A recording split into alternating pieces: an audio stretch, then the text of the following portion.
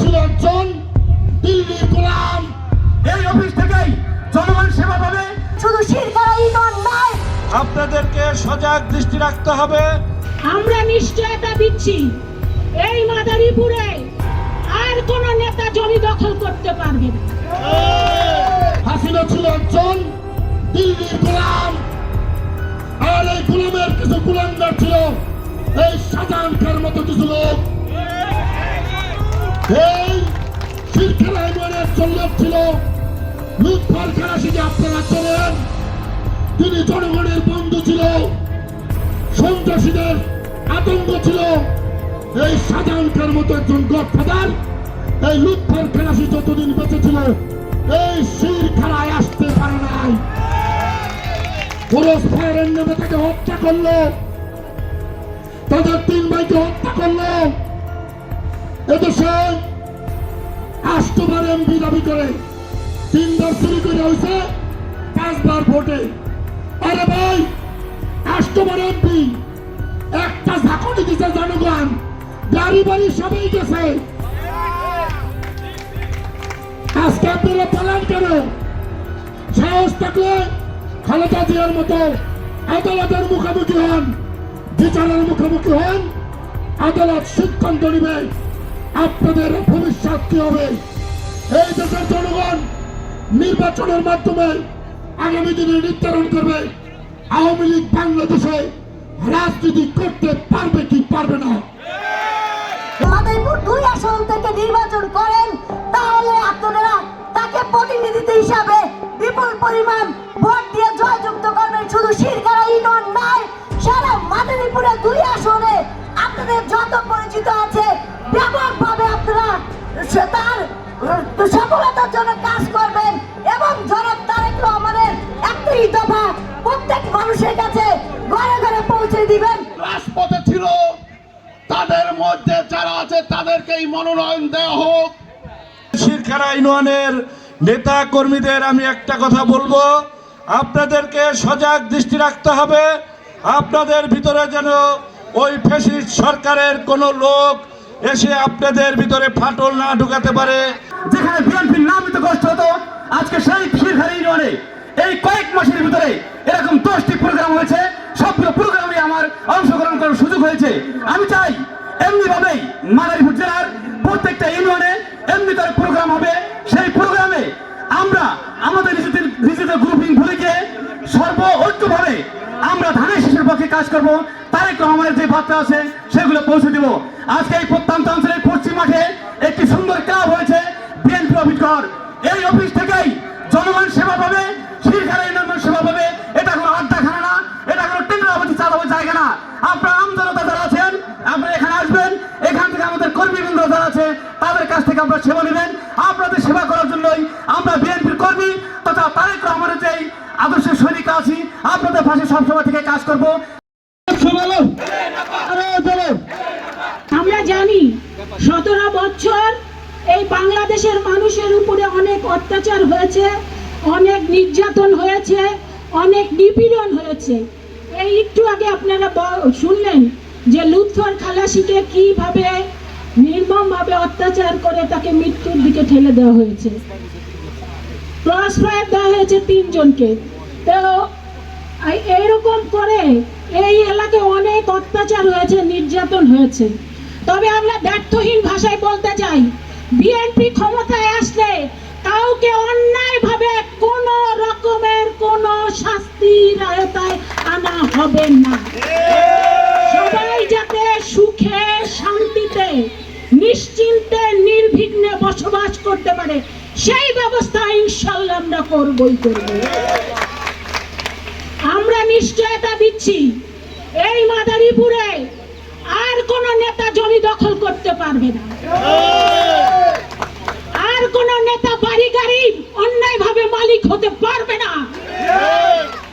আর কোন নেতা জোর করে ভোট ছাড়া উপজেলা পৌরসভা ইউনিয়নের মানে এমপি মন্ত্রী চেয়ারম্যান উপজেলা চেয়ারম্যান ইউনিয়ন চেয়ারম্যান হতে পারবে না।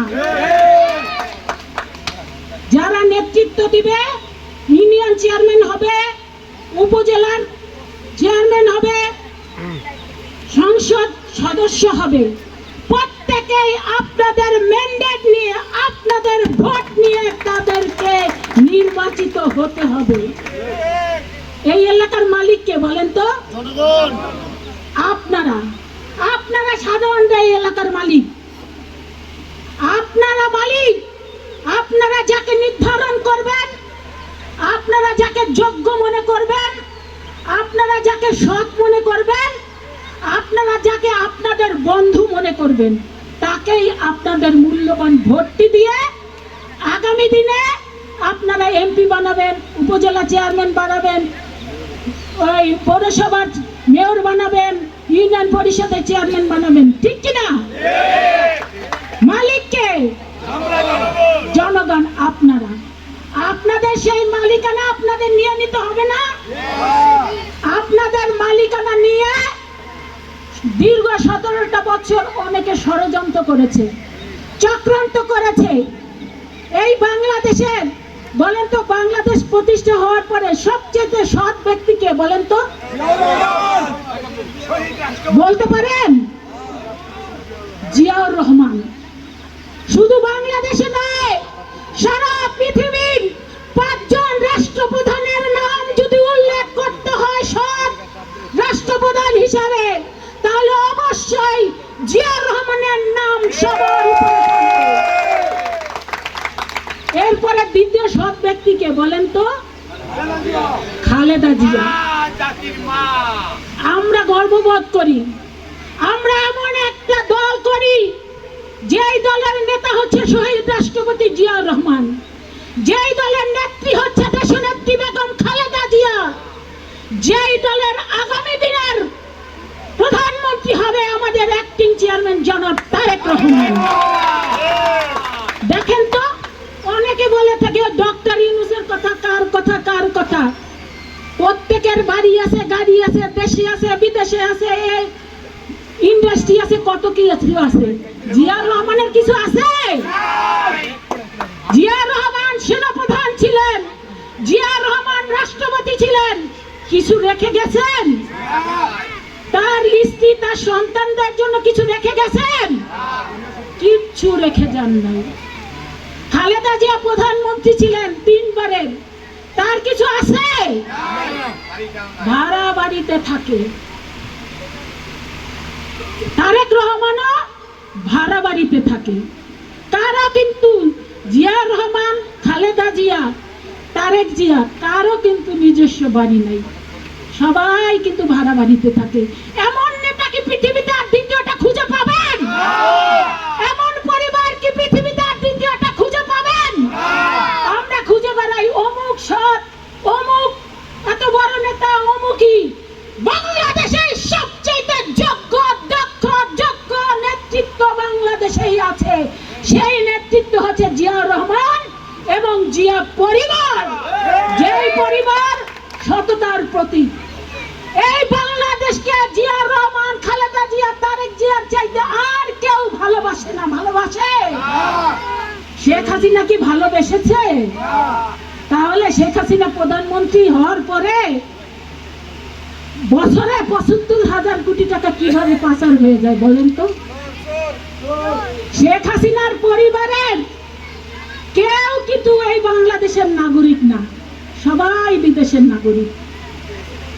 এবং আপনারা জানেন শেখ হাসিনা প্রধানমন্ত্রী, তার নিজের কিন্তু সুধা সদনে বাড়ি আছে, তারপরও ওই গাজীপুরে 6টা প্লট দিছে। তার পরিবারের 6 জন সদস্য, 6 জনের নামে 6টা প্লট নিয়েছে, অর্থাৎ 60 কাঠা প্রত্যেক। এটা কিন্তু অন্যায়। ঢাকা শহরে যারা বাড়ি আছে তারা কিন্তু প্লট নিতে পারে না, সেই অন্যায় কাজটি করেছে। এবং আপনারা দেখছেন বাংলাদেশে প্রায় 600-700 কোটি টাকার মতো তার কিন্তু বাজেয়াপ্ত করেছে।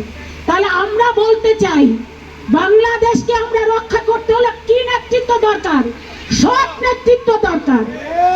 বাংলাদেশকে বাঁচাতে হলে বাংলাদেশকে ভালোবাসে এমন নেতৃত্ব দরকার, যারা বাংলাদেশের নাগরিক, যারা বাংলাদেশের বাইরের কোন দেশের নাগরিক না, তাদেরকে আমার দরকার। আমরা ভারতকেও চিনি না, আমরা চায়নাকেও চিনি না, আমরা আমেরিকাকেও চিনি না, আমরা চিনি সবার আগে বাংলাদেশ। বাংলাদেশ। আমাদের অ্যাক্টিং চেয়ারম্যান জনাব তারেক রহমান বলেছে সবার আগে বাংলাদেশ। আমরা এই বাংলাদেশকে চিনি, এই বাংলাদেশকেই আমাদের দেশনেত্রী বেগম খালেদা জিয়া বলেছেন আমার কোনো ঠিকানা নাই, আমার ঠিকানা হচ্ছে এই বাংলাদেশ। এই বাংলাদেশেই আমি জন্মেছি, এই বাংলাদেশেই আমার মরব। বাংলাদেশের জনগণের জন্যই, বাংলাদেশের গণতন্ত্র রক্ষার জন্য প্রয়োজন হলে আমি জীবন দিব, প্রয়োজন হলে আমি আমার সন্তানদেরকে আমি স্যাক্রিফাইস করব। বলছিলেন না আমাদের প্রাণপ্রিয় নেত্রী দেশনেত্রী বেগম খালেদা জিয়াকে 111-এর সময় যখন গ্রেপ্তার করা হয়েছিল, তাকে কিন্তু বলা হয়েছিল যে ইভেন সৌদি আরবের বাদশা বলছিল যে আপনি চলে আসেন, আপনাকে রাজকীয় সমস্ত সুযোগ সুবিধা দেওয়া হবে, শুধু আপনি আমার এখানে এসে থাকবেন। এর কারণ হচ্ছে শহীদ রাষ্ট্রপতি জিয়াউর রহমান যখন রাষ্ট্রপতি ছিলেন তখন তিনি সৌদি আরবে গিয়েছিলেন।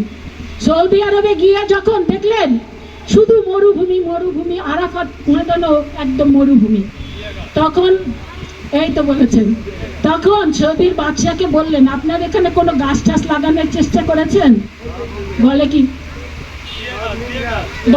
বলেন কি যে না, এখানে কোনো গাছ হয় না। জিয়াউর রহমান বলছেন ঠিক আছে, গাছ হয় না, গাছ এই 15 মিনিটে আমি শেষ করে দেব। ঠিক আছে, গাছ হয় না, আমি গাছের ব্যবস্থা করে দিব।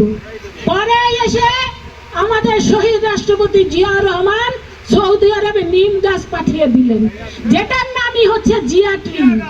ওই আরাফাত ময়দানেই আমরা জানি হাসরের ময়দানের বিচার ব্যবস্থার আয়োজন করবেন মহান আল্লাহ তাআলা।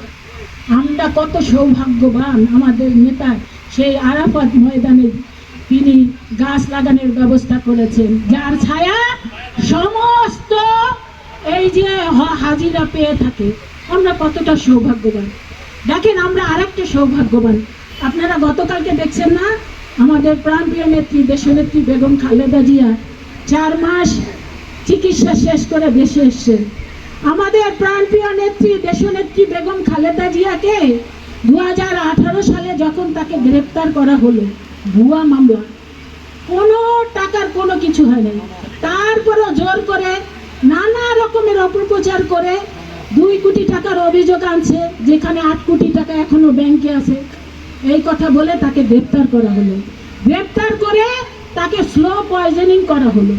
গেলেন তিনি হেঁটে হেঁটে, ফিরলেন তিনি হুইল চেয়ারে, একদম ভীষণভাবে তাকে অসুস্থ করে দেওয়া হলো। পরবর্তীতে আপনারা তা জানেন, এরপরে তাকে বাসার মধ্যে বন্দি রাখা হলো। আমরা অনেক বললাম, ডাক্তারও অনেক বলল, ডাক্তাররা রীতিমতো কান্নাকাটি করলো যে ওনার জীবন যে কোনো সময় চরম ক্ষতির সম্মুখীন হতে পারে, ওনাকে বিদেশে চিকিৎসা করার ব্যবস্থা করে দেয়নি, বিদেশে চিকিৎসা ওনাকে করতে দেন নাই। আর উল্টা আমাদের দেশনেত্রী বেগম খালেদা জিয়ার বয়স নিয়ে নানা রকমের ক্রিটিসাইজ করেছে, নানা রকমের কুমন্তব্য করেছে।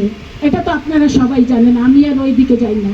কাজেই আমরা বলতে চাই, রাখে আল্লাহ মারে কে। আল্লাহ যাকে রাখেন সে এইভাবেই দুনিয়াতেই তার যে ভালো কাজ, সেই ভালো কাজের যে পুরস্কার আল্লাহ পাক দিয়ে যান, সেটার একমাত্র এক্সাম্পল হচ্ছে দেশনেত্রী বেগম খালেদা জিয়া। কি সম্মান পাচ্ছে ওই কাতারের আমির, সে নিজে, আপনারা তো জানেন কাতার হচ্ছে পৃথিবীর 1 নম্বর ধনী দেশ, 1 নম্বর। আমি নিজেও গিয়েছিলাম কাতারে। কি কারণে জানেন? এই কারণে যে একটা মুসলিম রাষ্ট্র, আমরা যারা ধর্মপ্রাণ মুসলমান, আমাদেরই ভাইদের একটা রাষ্ট্র কাতার, যেই রাষ্ট্রটি পৃথিবীর সবচেয়ে ধনী রাষ্ট্র, তো সেই রাষ্ট্রটিতে কে তো দেখা দরকার। আমি গিয়েছিলাম। কাতার হলো এমন একটি রাষ্ট্র, আপনি না ঝকঝক তো আছে, আপনি যদি বস্তা ভরে স্বর্ণ এবং টাকা রাস্তায় সারা রাত ফেলে রাখেন, কেউ কিন্তু ওই টাকা এবং স্বর্ণ কেউ ত্রাসও করবে না। এতটা শান্তির দেশ হচ্ছে কাতার, এতটা সততার দেশ হচ্ছে কাতার। সেই কাতারের আমির দেশনেত্রী বেগম খালেদা জিয়াকে নিয়ে গিয়েছে তার সে নিজস্ব যেই হেলিকপ্টার ব্যবহার করে, এয়ার অ্যাম্বুলেন্স ব্যবহার করে, সেইটা দিয়ে দেশনেত্রী বেগম খালেদা জিয়াকে নিয়ে গিয়েছেন এবং দিয়ে গিয়েছেন। এত বড় সম্মান আর কি চাই আমরা বলেন? আমরা জাতীয়তাবাদী দল এই সম্মান আমরা চোখে দেখে গেলাম, চোখে দেখছি। আমাদের প্রাণপ্রিয় নেত্রী এই সম্মান তিনি পেয়ে যাচ্ছেন, এর চাইতে গর্বের আর কি হতে পারে? এখন আমাদের একটাই হলো কাজ, আমাদের প্রিয় নেত্রী আমাদের শহীদ রাষ্ট্রপতি জিয়াউর রহমান এবং আমাদের অ্যাক্টিং চেয়ারম্যান জনাব তারেক রহমান।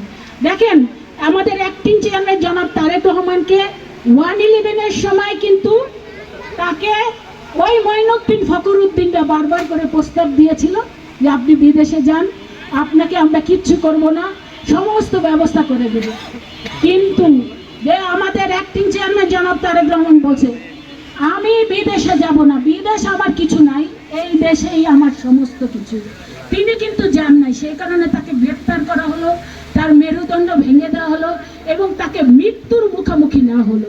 তারপরে তিনি কিন্তু প্যারোলে বিদেশে গিয়েছেন এবং পরবর্তীতে আমাদের অ্যাক্টিং চেয়ারম্যান জনাব তারেক রহমান যাতে এই দেশে ফিরে আসতে না পারে সেই কারণে তার বিরুদ্ধে মামলার পর মামলা, মামলার পর মামলা দিয়েছে।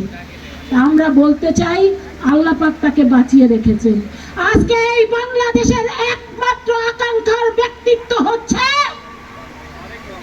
জাতীয়তাবাদী দলের ভারপ্রাপ্ত চেয়ারম্যান জনাব তারেক রহমান। তারেক মানি এই বাংলাদেশ, তারেক রহমান মানি বাংলাদেশের গণতন্ত্র। তারেক রহমান বাংলাদেশে ফিরে আসলেই একমাত্র বাংলাদেশের গণতন্ত্র প্রতিষ্ঠিত হবে। ভাই ও বোনেরা, এই শিরখানাতে যারা আছেন আপনারা সকলে জানেন অনেক ষড়যন্ত্র চলছে, অনেক চক্রান্ত চলছে। বাংলাদেশের গণতন্ত্রকে এখনো নস্যাৎ করবার জন্য ষড়যন্ত্র চলছে, চক্রান্ত চলছে। আমরা বিশ্বাস করি সেখানে আপনারা সোচ্চার থাকবেন। যেমন করে বিএনপির কেন্দ্রীয় কমিটি সোচ্চার আছে, ঠিক একইভাবে এই শিরখেরাতে আপনাদের সোচ্চার থাকতে হবে। এবং আমরা দায়িত্বহীন ভাষায় বলতে চাই, বাংলাদেশের মানুষের ম্যান্ডেট নিয়ে জাতীয়তাবাদী দল যদি ক্ষমতায় আসতে পারে তাহলে এই শিরখানার এই ইউনিয়নটি একটি শান্তির ইউনিয়নে পরিণত হবে। এখানে কেউ আর অত্যাচারের শিকার হবে না, আর কেউ নির্যাতনের শিকার হবে না, আর কেউ চাঁদাবাজের শিকার হবে না, আর কেউ কারো জায়গা জমি দখল হবে না। এটা আপনাদের কাছে আমরা প্রতিজ্ঞাবদ্ধ। সেখানে আমি সহ এই মঞ্চে যারা আছি আমরা সকল অন্যায়ের বিরুদ্ধে আমরা রুখে দাঁড়াবো, সেটা আপনাদের কাছে বলে যেতে চাই।